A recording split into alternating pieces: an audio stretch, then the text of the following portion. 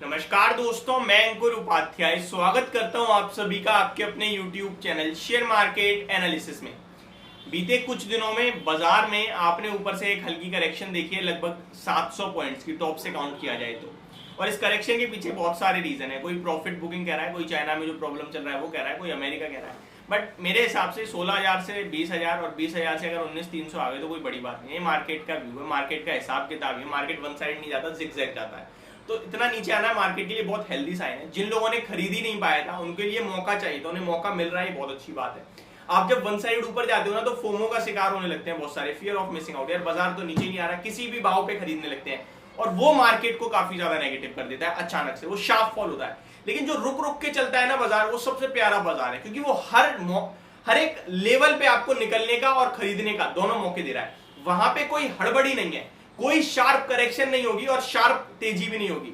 जहां one sided sharp तेजी हो जाती है, एक तरफा बाजार भाग जाता है, वहां लोग फोमो हो जाते हैं और बाजार में गिरावट भी, करेक्शन भी, प्रॉफिट बुकिंग भी बहुत शार्प होती है, जो एक फियर फैक्टर क्रिएट करती है।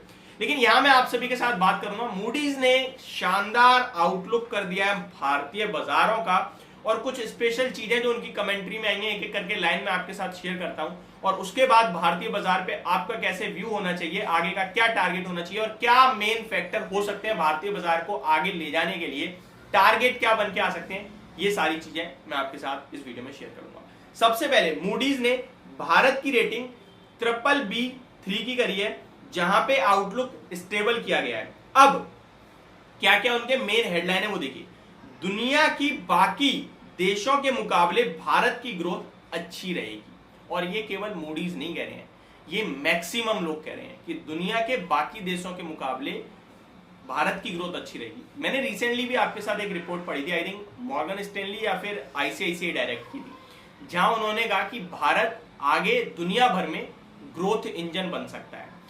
ये सब लोग कह रहे हैं। एक से बड़ा एनालिस्ट कोई उठा के पूछ लो किसी से, वो यही कह रहा है कि भारतीय बाजार सुपर है, अगले 15 से 20 साल भारतीय बाजार में। लेकिन प्रॉब्लम कहां आती है? प्रॉब्लम तब आती है जब आप आज खरीद के कल भाव देखते हो, तो प्रॉब्लम आती है।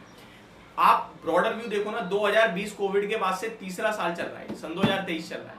कोई क्या बड़ी करेक्शन आई? 18,000 आपके लिए 21-22 में लगा हाई।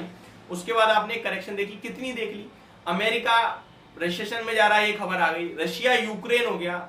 लेकिन उसके बाद भी कितनी करेक्शन आई? 15,500 मैक्सिमम लो लगाया, 2,500 पॉइंट नीचे गया। ये कोई करेक्शन नहीं होती। स्टॉक्स पिटे बेशक, लेकिन उसके बाद आपने 19,000 लगा दिया, 20,000 लगा दिया, अभी 20,000 से 19,300 पे हो। ये बाजार ऊपर ही जा रहा है। ICICI की रिपोर्ट में क्लियरली उन्होंने कहा है कि इस दिवाली तक मार्केट 20,700 तक जा सकता है, 2024 की मार्च तक 21,400 तक जा सकता है। तो मार्केट में तो आप टेंशन फ्री होके बैठो, मैं आपको बता रहा हूं। निवेश करो, वेल्थ बनाओ अपनी, लंबे समय में भारतीय बाजार आउट परफॉर्म करेगा। 2075 तक भारतीय इकोनॉमी नंबर 2 पे आ जाएगी, ये बात चल रही है। और छोटी मोटी इकोनॉमी में जंप नहीं है, बहुत बड़ा है। अभी जो इकोनॉमी आपकी 3-4 ट्रिलियन डॉलर की है, वो लगभग 50 ट्रिलियन डॉलर तक पहुंचने की बात भी चल रही है।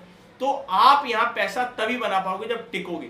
इकोनॉमी बढ़ रही है, किसकी वजह से बढ़ेगी? कंपनियों की वजह से ही तो बढ़ेगी। उन कंपनियों में पैसा लगाओ जिन कंपनियों का इकोनॉमी में सबसे ज्यादा पार्टिसिपेशन है। एग्जाम्पल के तौर पर मैं एक ही एग्जाम्पल देना चाहूंगा इस समय, रिलायंस का।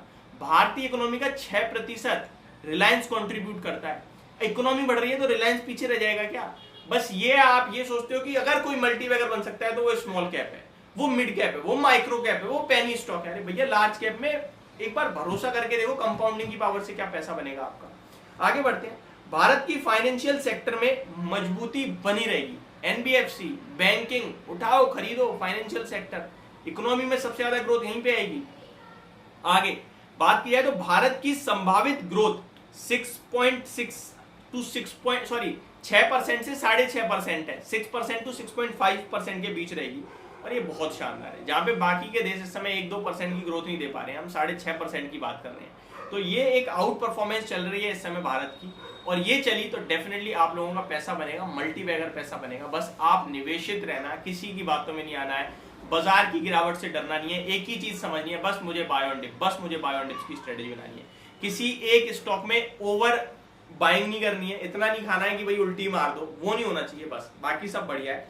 यहाँ पे आप टेंशन फ्री होकर निवेश करो और ज्यादा टेंशन वाली बात लेनी नहीं है, सिर्फ उन स्टॉक्स में निवेश करो जो ब्लू चिप है, जो लार्ज कैप है। कुछ नहीं कर सकते तो ETF बाइंग करने लगो, यहीं आपका पैसा बन जाएगा। बट मैं चाहूंगा कि आप इतना सेफ मत जाओ कि ETF बाइंग करो, सिर्फ स्टॉक्स में खरीदो, उन स्टॉक्स में जिनके नाम में दम है। रिलायंस, HDFC बैंक, ये नाम से चल जाती है, ब्लू चिप है, कहीं नहीं जाने वाली, 50-50 हजार करोड़ का प्रॉफिट बना रही है, तो यहाँ आप निवेश करो। तो ये मेरी तरफ से आपके लिए एक वीडियो थी। जब भारतीय बाजार में निवेशित रहोगे तो पैसा बनाओगे, उछल कूद करते रहोगे तो ब्रोकर की जेब भरोगे, कुछ नहीं ले जा पाओगे। होप आपको ये सारी जानकारी समझ और पसंद दोनों आई होगी। Thank you so much for watching this video. Have a great day guys.